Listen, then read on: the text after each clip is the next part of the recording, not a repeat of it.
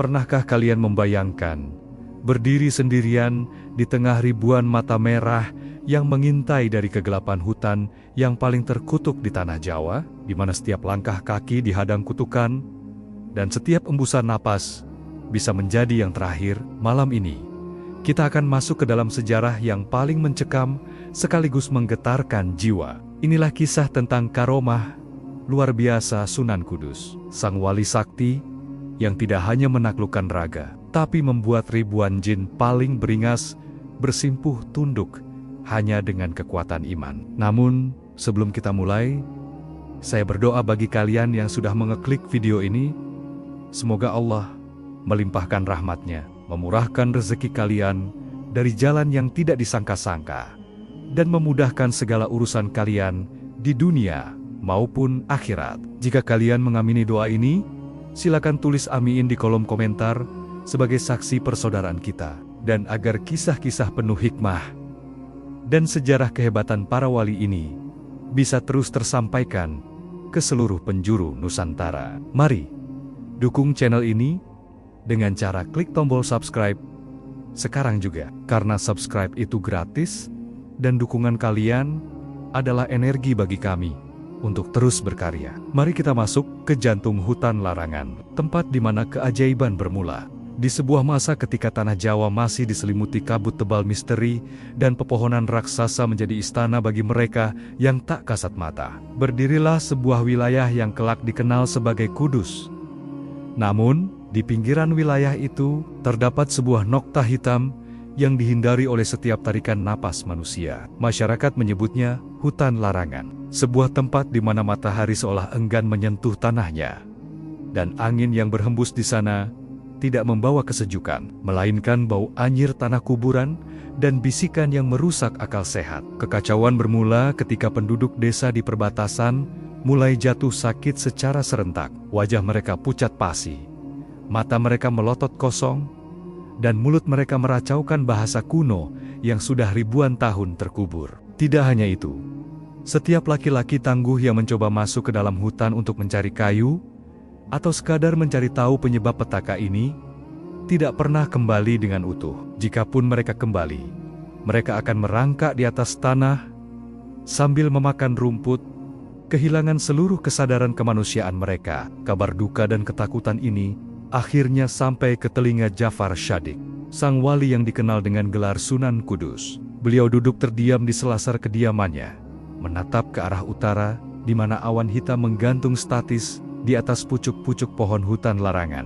Di hadapannya, beberapa tetua desa bersimpuh dengan tubuh gemetar. Mereka menceritakan bahwa para prajurit kadipaten yang dikirim untuk membersihkan hutan tersebut telah gagal total. Para prajurit itu lari kocar-kacir karena melihat penampakan ribuan mata merah yang mengawasi dari balik kegelapan, serta suara tawa melengking yang meruntuhkan keberanian baja mereka. Sunan Kudus menghela napas panjang. Beliau tidak melihat ini sebagai sekadar gangguan binatang buas atau penyamun, melainkan sebuah blokade gaib yang sengaja dipasang untuk menghalangi cahaya kebenaran masuk ke tanah tersebut.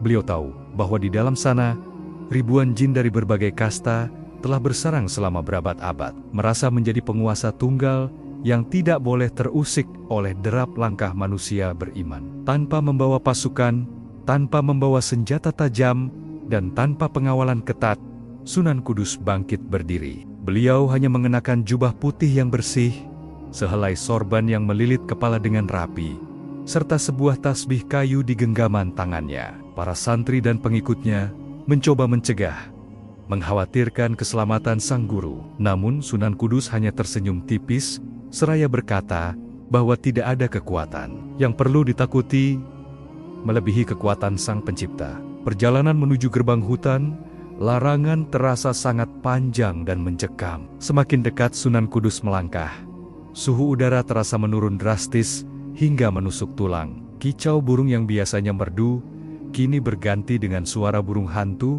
yang terdengar seperti tangisan wanita. Langkah kaki sang wali terdengar mantap di atas dedaunan kering, memecah kesunyian yang tidak wajar di tempat itu.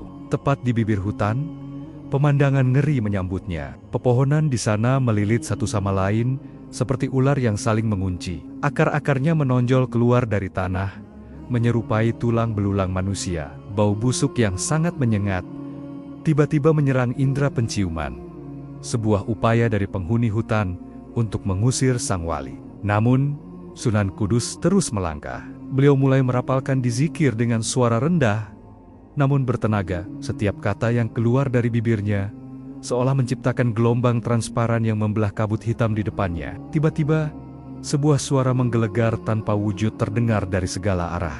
Suara itu bukan berasal dari mulut, melainkan langsung menghantam batin. Suara itu memperingatkan agar sang wali kembali, jika tidak ingin jiwanya tercabik-cabik menjadi ribuan keping. Hutan itu seolah hidup. Dahan-dahan pohon bergerak turun, mencoba menggapai pundak Sunan Kudus. Sementara tanah yang dipijaknya terasa bergerak-gerak seperti ada ribuan tangan yang mencoba menarik kakinya ke dalam bumi. Sunan Kudus berhenti sejenak. Beliau menancapkan tongkat kayunya ke tanah. Seketika, getaran hebat melanda area tersebut. Suara pekikan melengking terdengar dari balik pepohonan. Seolah ada sesuatu yang terbakar oleh kesucian langkah beliau. Beliau tidak sedikit pun gentar. Matanya yang tajam menatap lurus ke dalam kegelapan hutan yang paling pekat. Beliau tahu bahwa di dalam sana, ribuan mata sedang mengintai dengan penuh kebencian dan rasa lapar. Kegelapan itu perlahan membentuk wujud yang mengerikan. Bayangan hitam besar mulai mengepung posisi Sunan Kudus. Ada yang menyerupai raksasa dengan taring menjuntai. Ada yang berbentuk api hitam yang menari-nari. Dan ada pula yang menyerupai rupa manusia, namun dengan anggota tubuh yang terbalik. Mereka semua adalah barisan depan dari ribuan jin penghuni hutan larangan yang merasa kedaulatan mereka terancam. Namun, yang terjadi selanjutnya justru di luar nalar. Sunan Kudus melepaskan tasbihnya dari genggaman dan membiarkannya menggantung di pergelangan tangan. Beliau kemudian mengambil napas dalam-dalam dan mulai melantunkan azan dengan nada yang sangat menyayat hati, namun penuh dengan wibawa. Suara azan itu bergema, memantul di antara batang pohon raksasa. Dan anehnya, suara itu tidak hilang di telan hutan, melainkan semakin keras, seolah dibantu oleh alam semesta. Satu persatu bayangan hitam itu terpental mundur. Kabut hitam yang tadinya pekat mulai tersingkap, menunjukkan jalan setapak yang selama ini tersembunyi. Langit yang tertutup rimbun daun, tiba-tiba menampakkan secercah cahaya bulan yang jatuh tepat di atas kepala Sunan Kudus, membuatnya tampak seperti sosok yang bersinar di tengah neraka dunia. Episode ini berakhir ketika Sunan Kudus benar-benar masuk ke jantung hutan, tepat ke sebuah lapangan luas di tengah pepohonan tua. Di sana, ribuan jin sudah berkumpul dalam formasi perang. Di tengah mereka, sebuah singgasana dari akar tua diduduki oleh sosok bayangan yang jauh lebih besar dan mengerikan dari yang lainnya. Sang penguasa hutan itu berdiri, matanya menyala seperti bara api, dan ia menggeram dahsyat hingga seluruh hutan berguncang. Sunan Kudus berdiri tenang, sendirian menghadapi ribuan entitas gaib, siap untuk memulai sebuah pertarungan yang tidak hanya mengandalkan otot, tapi keteguhan iman yang tak tergoyahkan. Dramatika di hutan itu baru saja dimulai, dan nasib ribuan nyawa di luar sana bergantung pada apa yang akan terjadi di bawah naungan pohon-pohon terkutuk itu malam ini. Di jantung hutan larangan yang pengap dan mencekam, Sunan Kudus berdiri tegak, bagaikan karang di tengah samudera kegelapan. Di hadapannya, ribuan pasang mata merah menyala, bagaikan bara api yang tertiup angin malam. Suasana begitu berat, seolah udara di tempat itu telah digantikan oleh energi murni yang penuh kebencian. Pepohonan raksasa di sekeliling lapangan luas itu meliuk-liuk tanpa angin. Dahan-dahannya berderit seperti suara tulang yang patah, menciptakan simfoni horor yang sanggup meruntuhkan nyali satria paling berani sekalipun. Tiba-tiba, tanah yang dipijak Sunan Kudus bergetar hebat. Dari balik kabut hitam yang menggulung di tengah lapangan, muncul sebuah sosok yang tingginya melampaui puncak pohon jati tertua di sana. Itulah Sang Hyang Baladewa, sang raja jin yang telah berkuasa selama ribuan tahun sebelum kaki manusia pertama menginjakkan kaki di tanah ini. Wujudnya mengerikan, kulitnya bersisik hitam legam seperti arang, tanduknya melengkung tajam ke langit, dan dari setiap pori tubuhnya keluar asap tipis yang berbau belerang. Suara Sang Hyang Baladewa menggelegar, menggetarkan dada, dan membuat daun-daun berguguran. Ia bertanya dengan nada meremehkan, menanyakan keberanian seorang manusia kecil yang berani melangkah masuk ke wilayah kedaulatannya tanpa membawa sesaji atau sembah sujud. Bagi sang Raja Jin, kehadiran Sunan Kudus adalah sebuah penghinaan besar terhadap tatanan gaib yang sudah mapan sejak zaman kuno. Ia mengancam akan merobek jiwa sang wali dan menjadikannya budak abadi di dalam sumur kegelapan yang tak berdasar. Sunan Kudus tidak sedikit pun bergeming. Beliau menatap tepat ke arah mata bara sang Raja Jin dengan pandangan yang tenang namun tajam. Tidak ada ketakutan, tidak ada keraguan. Beliau menjawab dengan suara yang lembut. Namun anehnya terdengar jelas di tengah gemuruh suara hutan. Beliau menyatakan bahwa bumi ini adalah milik Tuhan Yang Maha Esa, dan tidak ada satu jengkal pun tanah yang boleh diklaim secara mutlak oleh makhluk, apalagi jika digunakan untuk menyesatkan dan menyakiti sesama makhluk hidup. Mendengar jawaban itu, Sang Hyang Baladewa tertawa terbahak-bahak. Tawanya memicu badai haib yang menerjang tubuh Sunan Kudus. Angin hitam berputar-putar di sekeliling sang wali, membawa serpihan kayu dan batu tajam yang siap menyayat kulit. Namun, keajaiban mulai terjadi. Saat angin itu menyentuh jubah putih Sunan Kudus, kekuatannya sirna seketika, berubah menjadi hembusan sepoi-sepoi yang membawa aroma wangi bunga surgawi. Sang Raja Jin mulai merasa terdesak secara batin. Ia kemudian mengeluarkan tantangan yang menjadi inti dari pertemuan malam itu. Ia menawarkan sebuah perjanjian berdarah. Jika Sunan Kudus mampu bertahan di titik itu hingga fajar menyingsing tanpa bergeser 1 inci pun dan tanpa melepaskan jikirnya, maka ia akan mempertimbangkan untuk membebaskan penduduk desa dari kutukan. Namun, jika Sunan Kudus goyah, maka bukan hanya nyawanya yang hilang, tetapi seluruh keturunannya akan dihantui oleh kaum jin hingga akhir zaman. Sunan Kudus menerima tantangan itu dengan anggukan kepala yang mantap. Beliau kemudian membentangkan sajadah kecilnya di atas tanah yang becek dan berakar. Beliau mulai melakukan salat sunnah dengan kehusyukan yang luar biasa. Inilah saat di mana ujian yang sesungguhnya dimulai. Ribuan jin bawahan Sang Hyang Baladewa mulai bergerak mengepung. Mereka tidak langsung menyerang secara fisik, melainkan melakukan serangan mental yang sangat keji. Wujud mengerikan mulai bermunculan di sekeliling sajadah Sunan Kudus. Ada yang menyerupai tumpukan mayat yang memohon pertolongan dengan suara parau. Ada pula yang berubah menjadi sosok wanita cantik jelita yang menari-nari dengan gerakan menggoda, mencoba memecah konsentrasi sang wali. Namun, Sunan Kudus tetap tenggelam dalam sujudnya. Beliau seolah tidak lagi berada di hutan larangan, melainkan sedang berada di hadapan Sang Khalik, dalam ruang yang sunyi dan damai. Frustrasi karena tipu daya mereka gagal, para jin mulai menggunakan kekerasan gaib. Mereka melemparkan bola-bola api hitam dari kegelapan. Namun, setiap kali bola api itu mendekati garis sajadah, muncul sebuah dinding cahaya transparan yang melindunginya. Suara hantaman api itu terdengar seperti guntur yang bersahutan.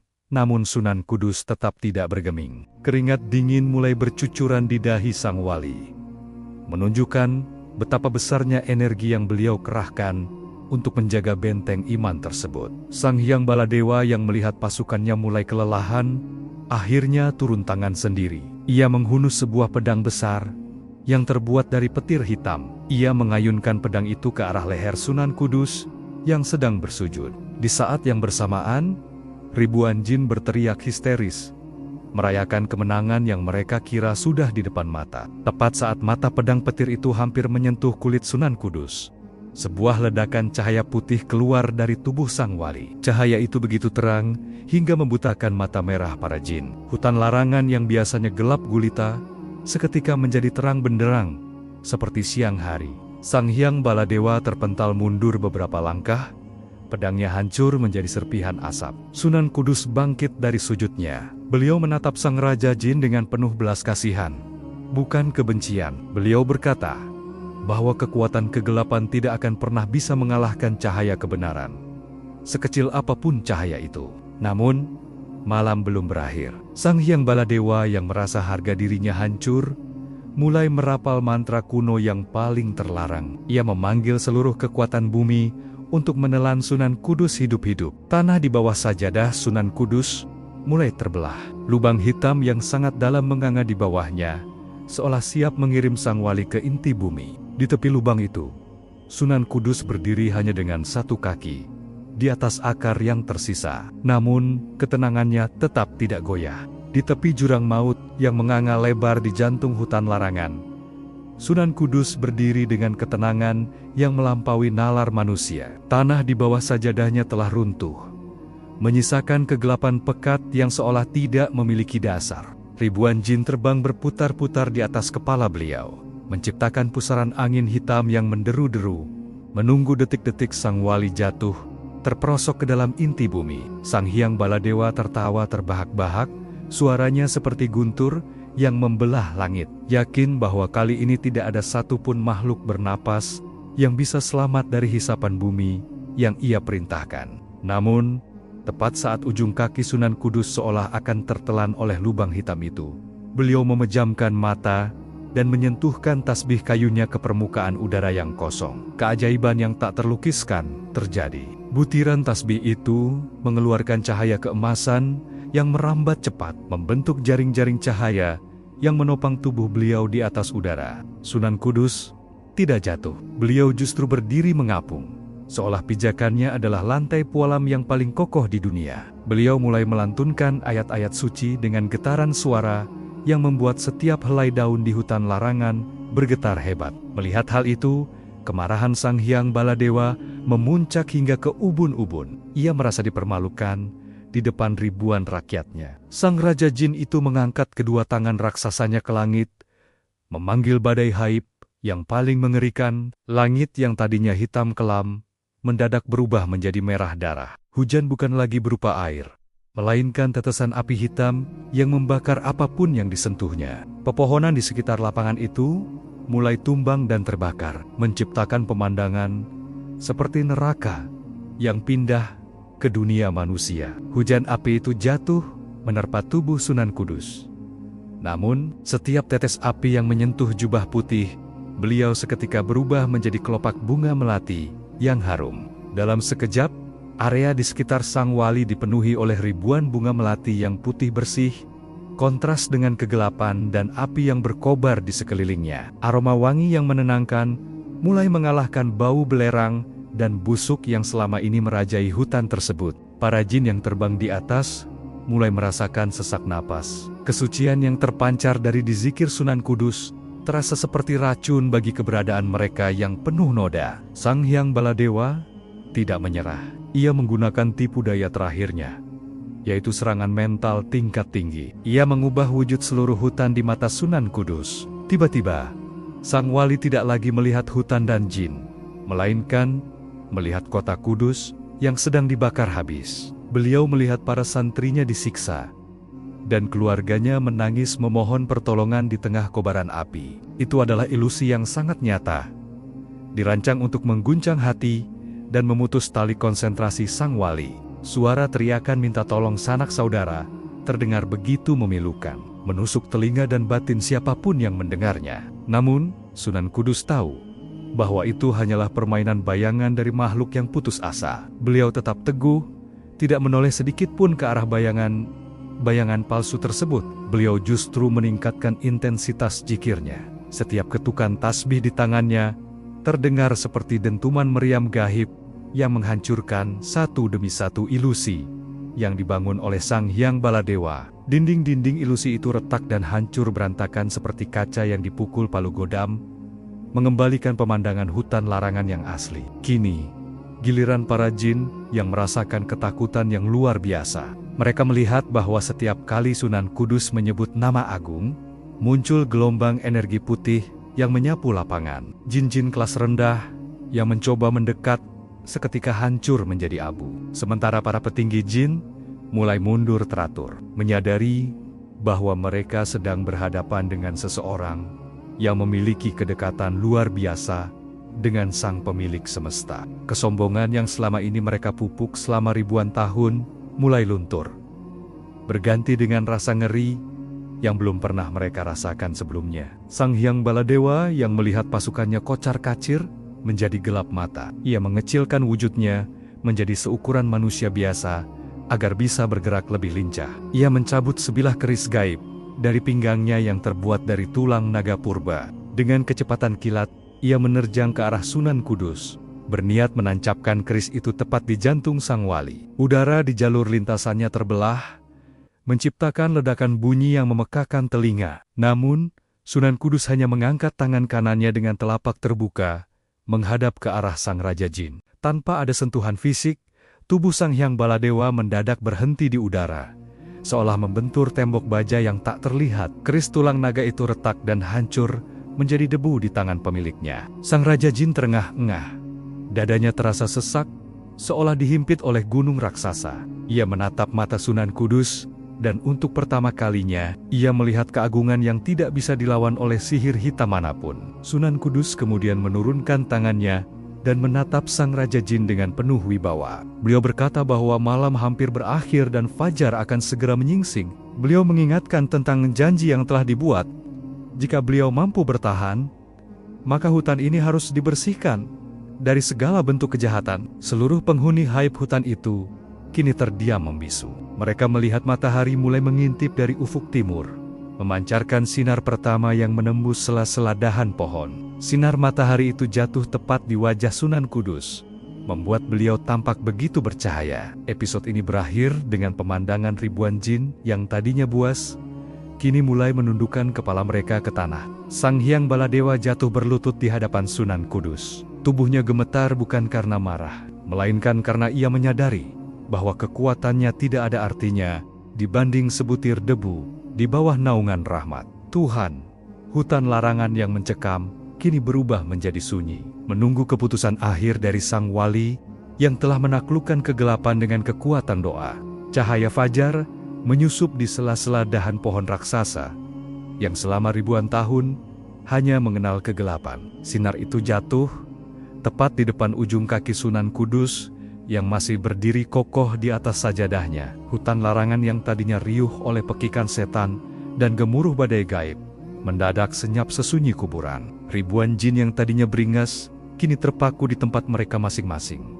Seolah raga gaib, mereka telah dirantai oleh wibawa yang memancar dari wajah sang wali. Sang Hyang Baladewa, sang penguasa kegelapan yang sombong, kini masih bersimpuh dengan tubuh yang bergetar hebat di atas tanah yang becek. Sunan Kudus menarik napas dalam-dalam, menghirup udara pagi yang mulai terasa bersih dari bau busuk belerang. Beliau menatap ribuan mata yang kini tidak lagi memancarkan amarah, melainkan ketakutan dan kebingungan. Sang wali kemudian mulai berbicara dengan nada yang sangat tenang, namun memiliki daya tekan yang luar biasa. Beliau menyatakan bahwa kesombongan adalah hijab terbesar yang menghalangi makhluk untuk melihat kebenaran. Beliau mengingatkan bahwa setinggi apapun ilmu dan sepanjang apapun umur seekor jin, mereka tetaplah makhluk yang lemah di hadapan Sang Pencipta Jagat Raya.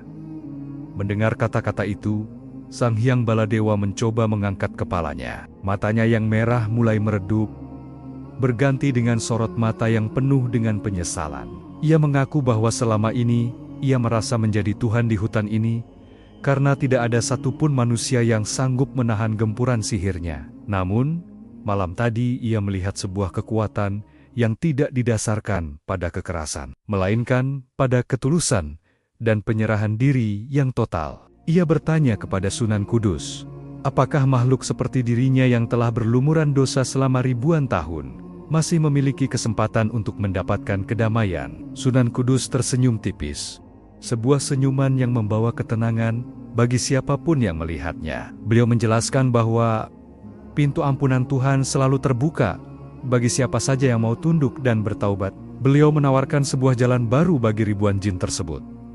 Tidak lagi menjadi pengganggu manusia, melainkan menjadi saksi atas keagungan Tuhan di muka bumi. Beliau meminta mereka untuk berjanji tidak akan lagi menyesatkan penduduk desa atau meminta tumbal nyawa manusia sebagai bayaran atas kekuasaan mereka. Seketika itu juga, Sang Hyang Baladewa menjatuhkan dahinya ke tanah, melakukan sujud yang pertama kali dalam ribuan tahun hidupnya. Tindakan sang raja ini diikuti oleh ribuan pengikutnya. Bayangkan sebuah pemandangan di mana ribuan bayangan hitam raksasa bertaring, hingga api hitam yang menari-nari semuanya bersujud serempak menghadap ke arah sang wali. Hutan larangan seolah bergetar bukan karena kemarahan, melainkan karena pengakuan massal atas kebesaran sang pencipta. Suara isak tangis gaib terdengar bersahutan, merobek kesunyian pagi itu. Namun, di tengah suasana yang penuh haru dan kedamaian itu, sebuah anomali terjadi. Dari arah luar lingkaran hutan, muncul sebuah tawa melengking yang sangat menyakitkan telinga. Suara itu bukan berasal dari kaum jin, melainkan dari seorang manusia. Seorang lelaki tua dengan pakaian serba hitam dan rambut putih yang acak-acakan, muncul dari balik semak belukar. Di tangannya, ia memegang sebuah tengkorak manusia yang diukir dengan rajah-rajah merah darah.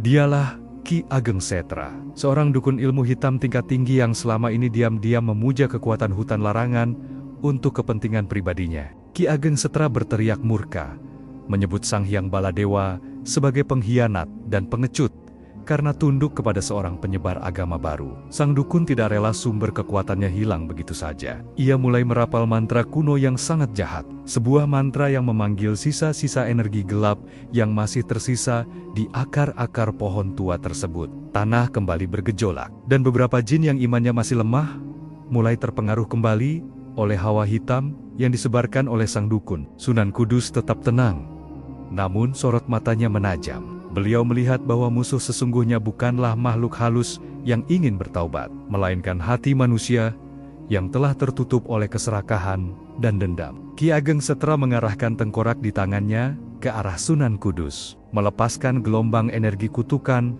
yang berbentuk ribuan jarum hitam yang beracun. Udara di sekitar jarum-jarum itu melepuh, menunjukkan betapa mematikannya serangan tersebut. Melihat tuannya yang baru terancam, Sang Hyang Baladewa bangkit berdiri dan mencoba melindungi Sunan Kudus dengan tubuh raksasanya. Namun, Sunan Kudus dengan lembut memegang bahu sang Raja Jin tersebut, mengisyaratkan agar ia tetap tenang. Beliau kemudian mengambil segenggam tanah dari bawah kakinya dan membacakan sebuah doa pendek. Tanah itu dilemparkan ke arah ribuan jarum hitam yang meluncur cepat. Keajaiban kembali terjadi. Tanah yang dilemparkan itu berubah menjadi dinding cahaya yang sangat tebal. Jarum-jarum kutukan milik Ki Ageng Setra hancur berkeping-keping saat menyentuh dinding tersebut, berubah menjadi debu yang tertiup angin. Sang dukun terbelalak tidak percaya. Ilmu hitamnya yang selama ini tak tertandingi, kini hancur hanya dengan segenggam tanah di tangan seorang wali. Episode ini memuncak ketika Ki Ageng Setra, dalam keputusasaannya, mulai menusukkan keris kecil ke telapak tangannya sendiri untuk memanggil iblis tingkat tertinggi. Namun, sebelum ia sempat menyelesaikan ritual berdarah itu, Sunan Kudus melangkah maju dengan sangat cepat. Seolah beliau berpindah tempat dalam sekejap mata. Beliau menyentuh dahi sang dukun dengan ujung telunjuknya. Seketika, seluruh ilmu hitam di tubuh Ki Ageng Setra sirna, membuatnya jatuh lunglai dan kehilangan seluruh tenaganya. Sunan Kudus kemudian berbalik menghadap ribuan jin yang masih bersujud. Beliau menyatakan bahwa mulai hari ini, hutan larangan tidak lagi menjadi tempat yang ditakuti, melainkan akan menjadi tempat di mana cahaya kebenaran bersemi. Namun, beliau juga memperingatkan bahwa masih ada sisa-sisa pengikut Ki Ageng Setra yang akan mencoba membalas dendam. Episode ini berakhir dengan adegan Sunan Kudus yang berdiri di tengah-tengah ribuan jin yang kini siap menjadi pasukannya sementara di kejauhan. Terlihat bayangan-bayangan manusia bersenjata tajam yang mulai mengepung hutan, bersiap untuk sebuah pertempuran fisik yang tidak kalah hebatnya dengan pertempuran gaib semalam.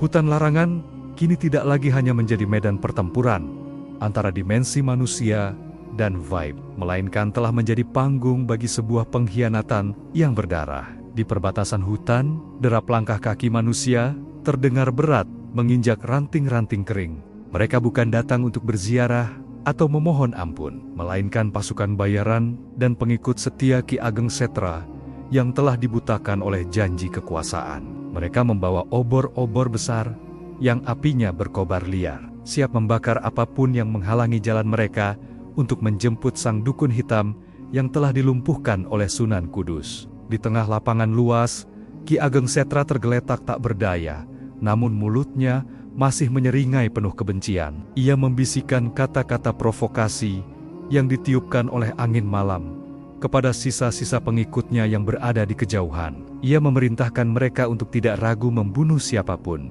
termasuk sang wali. Karena baginya, darah adalah persembahan terakhir untuk mengembalikan kekuatannya yang hilang. Suasana menjadi sangat genting. Di satu sisi ada ribuan jin yang baru saja menyatakan tunduk.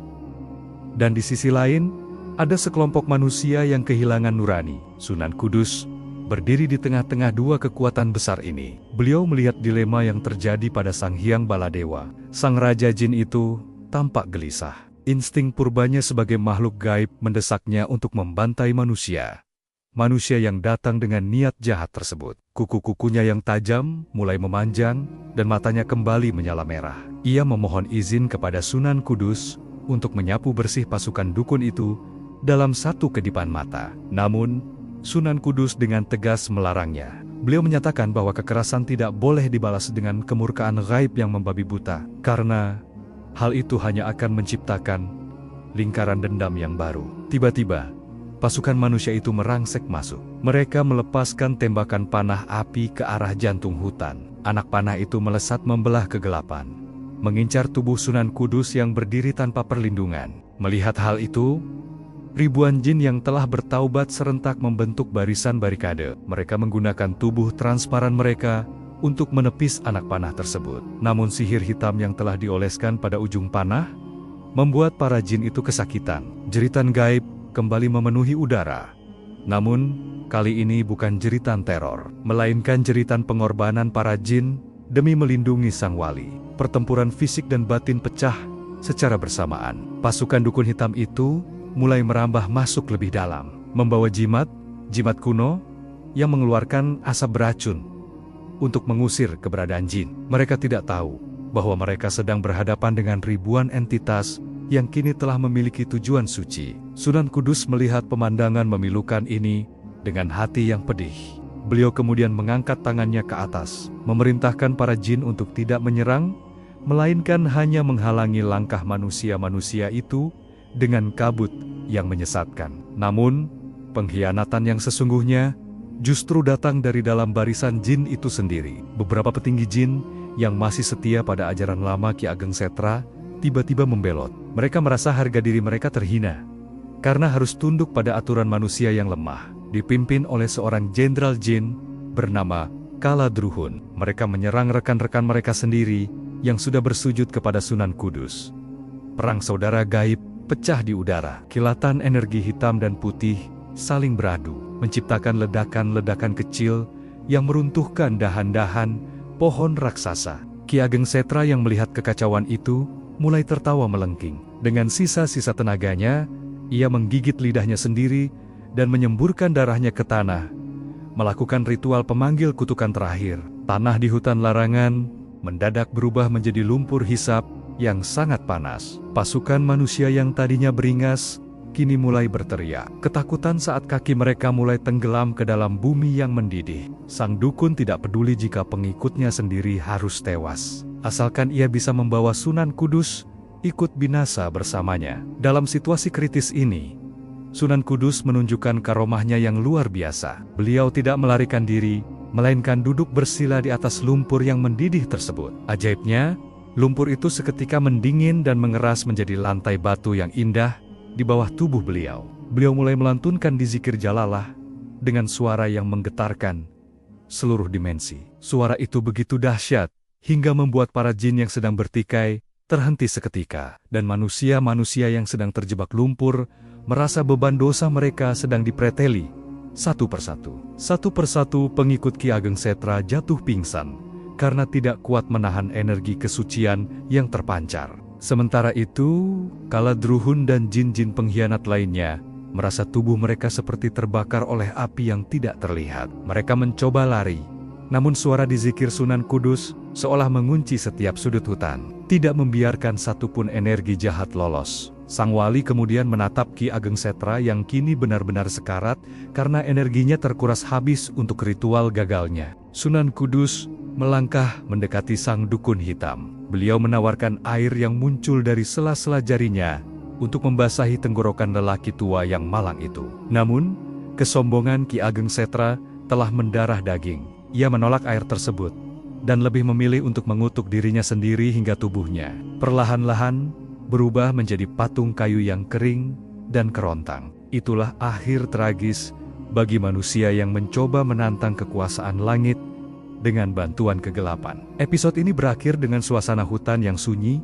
Setelah badai pertempuran, pasukan manusia yang tersisa terbangun dalam keadaan bingung, kehilangan seluruh ingatan tentang niat jahat mereka. Di hadapan mereka, Sunan Kudus berdiri, didampingi oleh Sang Hyang Baladewa, yang kini telah berubah wujud menjadi sosok yang jauh lebih tenang dan bercahaya. Namun, tantangan belum usai, karena di ufuk barat, sebuah kekuatan haib yang jauh lebih kuno dari Sang Hyang Baladewa mulai terbangun akibat terganggunya keseimbangan hutan larangan. Sosok itu adalah penjaga sejati dari akar bumi yang belum pernah menampakkan diri selama jutaan tahun. Hutan larangan kini berada di ambang kehancuran total. Langit yang tadinya mulai memucat karena fajar mendadak berubah menjadi merah tua yang kelam, seolah semesta sedang menumpahkan darahnya. Dari kedalaman tanah yang paling dalam, muncul sebuah getaran yang bukan berasal dari gempa bumi biasa, melainkan denyut nadi sang penjaga purba yang telah tertidur sejak zaman sebelum aksara diciptakan. Tanah terbelah menjadi retakan-retakan raksasa, dan dari dalamnya muncul uap panas yang membawa bisikan kematian. Ribuan jin yang tadinya sudah tunduk, kini merayap di tanah dengan tubuh bergetar hebat. Mereka tahu bahwa Sang Hyang Tapa, entitas haib yang menjadi akar dari segala energi di hutan ini, telah bangkit karena terusik oleh pertumpahan darah manusia dan jin di atas punggungnya. Wujud Sang Hyang Tapa tidak bisa digambarkan oleh akal manusia. Ia bukanlah raksasa atau monster, melainkan gumpalan energi berwarna hijau lumut yang sangat pekat, berbentuk seperti akar pohon yang saling melilit dengan ribuan wajah yang merintih di permukaannya. Kehadirannya membuat seluruh pepohonan di hutan larangan seketika mengering dan mati. Oksigen seolah lenyap, digantikan oleh hawa hampa yang menyesakkan dada. Sang Hyang Baladewa, sang Raja Jin, yang tadinya begitu perkasa, kini bersimpuh di samping Sunan Kudus, sambil membisikkan peringatan bahwa tidak ada kekuatan di dunia ini yang bisa menandingi kemurkaan sang akar bumi jika ia sudah terbangun sepenuhnya. Namun, Sunan Kudus tidak sedikit pun menunjukkan kegoncangan batin. Beliau berdiri di tengah pusaran energi gaib yang siap melumat apapun. Beliau melepaskan sorban putihnya, membiarkan rambutnya tertiup angin yang menderu kencang. Beliau menyadari bahwa ini adalah ujian akhir untuk membuktikan bahwa iman bukan hanya sekadar kata-kata, melainkan kekuatan yang sanggup menundukkan alam semesta jika diridhoi oleh Sang Pencipta. Sunan Kudus melangkah maju, mendekati pusat energi Sang Hyang Tapa yang mulai membentuk tangan raksasa dari tanah dan kayu tua untuk menghantamnya. Tepat saat tangan raksasa itu hendak meratakan tubuh sang wali, Sunan Kudus mengangkat tangan kirinya ke arah langit dan tangan kanannya menyentuh bumi. Beliau melantunkan sebuah doa yang sangat rahasia, sebuah pujian yang mengakui bahwa tidak ada kekuatan selain milik Sang Khalik. Seketika, sebuah pilar cahaya putih turun dari langit, tembus melewati awan merah darah, menghantam tepat di posisi Sunan Kudus berdiri. Ledakan cahaya itu tidak merusak, melainkan menyebar seperti air yang memadamkan api. Setiap jengkal tanah yang terkena cahaya itu mendadak ditumbuhi oleh rumput hijau yang segar dan bunga-bunga kecil yang bersinar. Sang Hyang Tapa mengerang dahsyat. Suaranya terdengar seperti jutaan pohon yang tumbang secara bersamaan. Ia mencoba melawan cahaya itu dengan mengeluarkan duri-duri haib dari perut bumi. Namun setiap duri yang muncul langsung melunak menjadi sulur-sulur tanaman yang indah saat menyentuh aura Sunan Kudus. Sang wali kemudian berbicara langsung kepada entitas purba tersebut dengan bahasa batin yang sangat dalam. Beliau menyatakan bahwa kedatangannya bukan untuk merusak atau menjajah wilayah gaib, melainkan untuk membawa keselarasan antara alam manusia, alam jin, dan alam murni yang dijaga oleh Sang Hyang Tapa. Momen dramatis terjadi ketika Sunan Kudus melemparkan tasbih kayunya ke tengah-tengah pusaran energi Sang Hyang Tapa. Tasbih itu tidak hancur. Sebaliknya, setiap butirannya berubah menjadi biji-biji cahaya yang masuk ke dalam pori-pori sang penjaga purba. Satu persatu wajah rintihan di permukaan energi itu mulai tenang dan menghilang. Getaran bumi yang menakutkan perlahan-lahan mereda, berganti dengan dengungan harmonis yang sangat menenangkan. Sang Hyang Tapa yang tadinya mengerikan, kini perlahan menyusut, bertransformasi menjadi sosok kakek tua yang bercahaya keemasan dengan janggut putih yang menjuntai hingga ke tanah. Sang kakek tua itu menunduk hormat di hadapan Sunan Kudus. Ia mengakui bahwa selama jutaan tahun, ia hanya mengenal kekuatan kasar dan ketakutan sebagai alat penjaga keseimbangan. Namun, hari ini, ia belajar tentang kekuatan cinta dan ketulusan dari seorang hamba Tuhan sebagai tanda tunduknya seluruh isi. Hutan larangan, sang kakek memberikan sebuah mustika berbentuk batu hitam kecil kepada Sunan Kudus. Sebuah simbol bahwa seluruh energi bumi di wilayah tersebut kini berada di bawah kendali dakwah sang wali. Ribuan jin yang menyaksikan kejadian itu serentak meneriakkan kalimat takbir yang menggetarkan angkasa. Hutan yang tadinya gelap gulita dan penuh kutukan, kini berubah menjadi hutan yang sangat asri dan penuh berkah. Kabut hitam yang selama ini menutupi wilayah itu sirna sepenuhnya, menampakkan pemandangan matahari terbit yang paling indah yang pernah dilihat oleh penduduk sekitar. Sunan Kudus kemudian mengumpulkan para pemimpin jin dan manusia yang masih tersisa. Beliau memberikan instruksi terakhir bahwa tempat ini akan dibangun menjadi sebuah pusat peradaban yang memadukan keindahan alam dan keluhuran budi pekerti. Di akhir cerita, Sunan Kudus berjalan keluar dari hutan yang kini tidak lagi disebut sebagai hutan larangan, melainkan hutan cahaya. Di belakangnya ribuan jin berjalan dalam barisan rapi, namun tidak terlihat oleh mata awam, siap mengabdi untuk menjaga kedamaian wilayah tersebut. Masyarakat desa yang tadinya sakit dan ketakutan, kini berlarian menyambut sang wali dengan tangis bahagia. Mereka melihat wajah Sunan Kudus yang sangat bersinar, seolah beliau membawa seluruh cahaya matahari di dalam dadanya. Adegan penutup memperlihatkan Sunan Kudus yang menancapkan tongkatnya di sebuah lahan kosong di pinggiran hutan. Beliau mengumumkan bahwa di titik itulah akan dibangun sebuah menara yang akan menjadi simbol persatuan dan dakwah yang damai. Sebuah menara yang tidak hanya menjulang ke langit, tetapi juga memiliki akar iman yang kuat ke dalam bumi. Layaknya keteguhan beliau saat menghadapi ribuan jin di malam yang kelam itu. Cerita ini berakhir dengan suara azan yang berkumandang dari atas bukit, menandakan dimulainya era baru, di mana kegelapan telah kalah total oleh keagungan cahaya ilahi, meninggalkan legenda abadi tentang karomah Sunan Kudus yang membuat ribuan jin tunduk tanpa setetes pun darah yang tumpah sia-sia.